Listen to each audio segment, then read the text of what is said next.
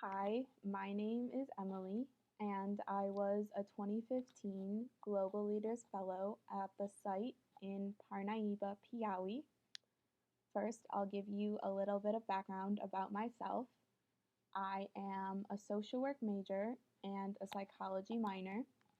When I applied for this program, I was in my second year of college, but prior to this, I had absolutely no teaching experience and did not know a single word of Portuguese. So basically, everything in this program was very, very new for me. But that's really one of the great things about this program is it brings together people from a variety of backgrounds and it allows them to learn from each other and use each other's strengths. So I am making this video because I know when I was first accepted into the fellowship, I was very overwhelmed because there was just so many papers to read and there was so much information out there. So I'm hoping that by breaking it down for you, it'll make it a little easier to understand and not as overwhelming. This fellowship is broken into 3 phases. Phase 1 is 8 weeks long. This is the phase where you start connecting with your students online. It's really a time for you to get to know your students and learn about their interests, which is something you can keep in mind when lesson planning for Phase 2. Each week, you as a fellow have certain responsibilities. The first is posting a weekly assignment on your group's Facebook page for your students to complete. You receive these assignments from US Brazil Connect every Monday and have to post it by Monday at midnight. The students have to complete this assignment by Sunday at midnight.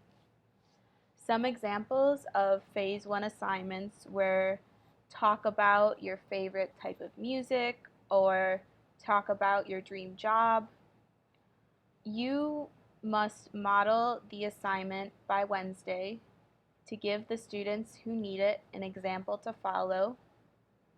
You also must host two 30-minute Google Hangouts each week. The students are only required to attend one, but you host two to give them an option. The Google Hangouts are really crucial for getting to know your students. Each fellow has their own individual style for the Google Hangouts. Personally, I alternated between having free hangouts where we would just kind of sit around and talk about whatever everyone felt like talking about that day. Or sometimes I would give the students a topic to prepare for a few days before the hangout. Giving the students a set topic can be helpful if you are nervous about running out of things to talk about. It also gives the less confident students time to prepare beforehand so they'll feel more comfortable speaking. And it also ensures that everyone participates in the Hangouts, not just the really outgoing students. Some examples of topics I used in my Hangouts were bring in your favorite family photo, talk about where you would like to travel in the future, and bring in an object that is important to you. One piece of advice I would like to give you for the Google Hangouts is to be prepared for things to go wrong. The Hangouts will not always be perfect. There are going to be internet connection problems. There are going to be times where there's just silences because no one really knows what to say. You just have to kind of push through this, push through the awkwardness, and just keep your energy up because that will motivate the students. Often I found I had the most fun in the Google Hangouts where I didn't really have anything planned. Some of my favorite memories from them are of just using my hairbrush as a microphone and singing along with them to their favorite songs. That always just made everyone smile and laugh.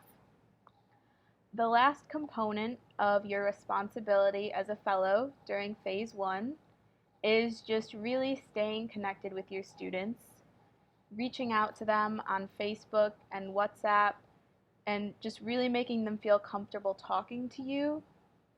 A one-on-one conversation can go a long way in letting your students know that you care about them, and it also can help them stay motivated. Throughout phase one, you will also attend Google Hangouts with the other fellows on your team and your team leaders. These are mostly just an opportunity for you to get to know your team members, but they are also a great way to share ideas and tips for the Hangouts or to get support for any problems you may be having.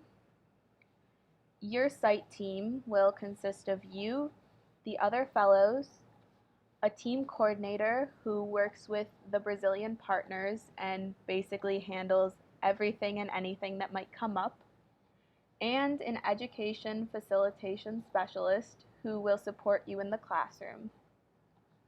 Eventually, you finally get to meet the members of your team during a weekend training workshop in Denver, Colorado.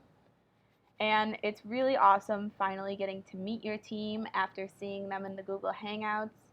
And even though you are seeing them in person for the first time, it is already like your old friends because you've been talking to each other for so long.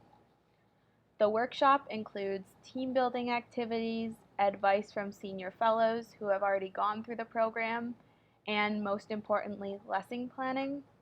You will get to plan your entire first week of lessons with your team. I know for me, this was a big relief as I had never planned a lesson before. Phase two, the in-person phase, is without a doubt everyone's favorite phase of the program. It lasts for 4 weeks, and I guarantee it will be the best 4 weeks of your life. You will probably go into it feeling extremely excited, but also extremely nervous. This is what you and your students have been working towards all throughout phase one. Meeting your students for the first time is an indescribable experience. It's so amazing to finally see them in person after spending so much time with them on a computer screen, and most of all, to finally get to hug them.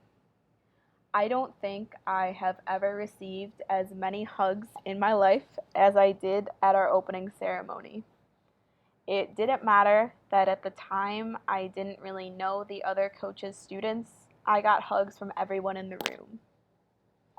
So each site has its own schedule for classes. At my site, we had classes in the morning, so we were at the school from 8 a.m. until noon. My team made the decision to start off with a morning meeting every day where we brought all the groups together in the auditorium and took turns leading yoga poses, songs, and games. For us, this was a way to get everyone just focused and ready for the day. In phase two, you will have two different classes, your project-based group, or PBG, and your communication skills group, or CSG. Your PBG will be your Facebook group from the first phase. This group is really focused on building your students' confidence in speaking English, whereas the communication skills group is a leveled group that focuses more on grammar and vocabulary. You and your team will evaluate and observe the students' English levels during the first week, and that's when you decide who will be in what CSG. There's a beginner level, an intermediate level, and an advanced.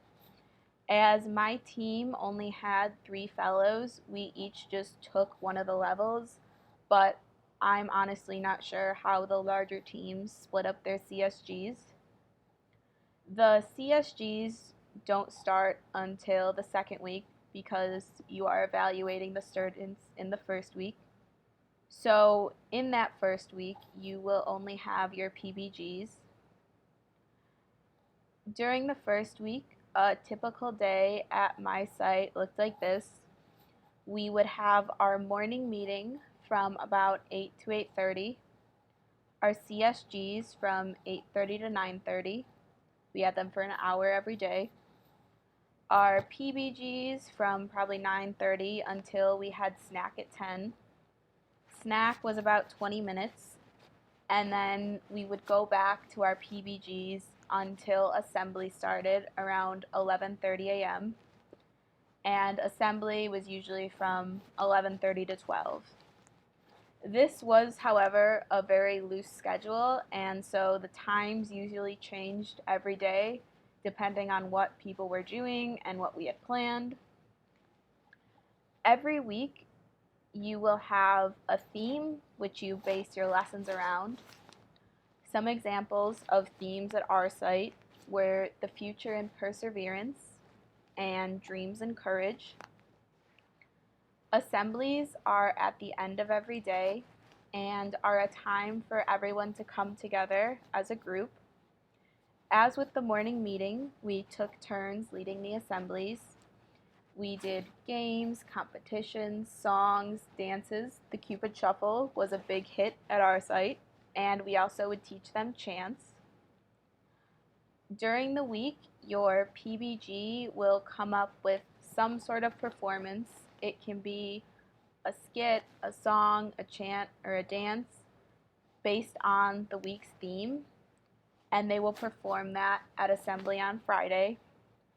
The assemblies were always so much fun. It was great getting to see everyone's students instead of just the ones you had in class. One of my favorite assemblies was when we did a minute to win it competition. We had volunteers from each team come up to do little activities, and the students thought the games were hilarious and were so excited to come up and volunteer. And it was really funny also for the coaches to watch. But my absolute favorite assembly was when we did a fashion show where the students brought in items to dress up their coaches. The students were so excited all day for the fashion show and they really went all out dressing us up. We then walked the runway in front of the whole group and they cheered for us. I was just amazed at the creativity of the students. One big piece of advice I would give you for phase two is to just appreciate every second of it because although at the beginning 4 weeks seems like a long time, it will fly by, and then saying goodbye to your students is one of the hardest things you will probably ever do. Phase three, which is the phase I'm currently in as I'm making this video, is very similar to phase one. It only lasts for 6 weeks, but all of the requirements regarding the students are the same. You still need to post your assignments, model them for the students, and host 2 Google Hangouts weekly. This phase is really about keeping the students engaged and motivating them to finish the program. The only real difference in this phase is that you will be required to complete a Pay It Forward project, which is something that will help US Brazil connect in some way. My project was this video, but you could also do something like hosting a talk on your campus to tell people about your experience and to raise awareness about the organization. Also, if you are a Global Leaders Fellow, you are required to raise $500 for the continuation of the organization and to help future fellows have the same amazing experience that you will. I was nervous about the fundraising, but it was actually a lot easier than I thought it would be. I had the most success from just talking to people about my experience and emailing them, and people were actually really willing to donate. So I hope that this video gave you a better idea of what you can expect in the fellowship, and just know that you are about to start one of the most amazing and rewarding experiences of your life. Good luck!